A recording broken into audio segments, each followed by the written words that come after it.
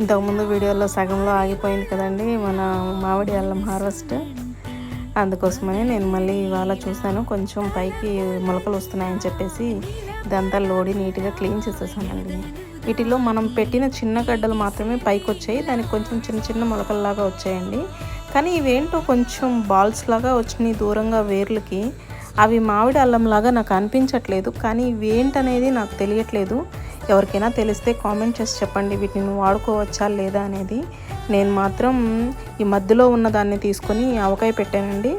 అది ఎలా పెట్టాను ఏంటనేది లాంగ్ వీడియోలో ఉంది. ఈ చిన్న కాయలు ప్రస్తుతానికైతే పడేస్తున్నాను, కానీ వీటిని ఎలా ఉపయోగించుకోవచ్చు ఏంటి అనేది ఎవరికైనా తెలిస్తే ప్లీజ్ కామెంట్ చేసి చెప్పండి. అంటే వీటిని పారేయాలంటే నాకు మనసొప్పట్లేదండి, కానీ వీటి గురించి తెలియకుండా వాడడం ఎందుకని చెప్పేసి నేను వాడట్లేదు. మన ఇంట్లో ఇవాళ కొంచెం పచ్చిమిర్చి కూడా వచ్చాయి, ఇవన్నీ కలిపే నేను ఊరగాయ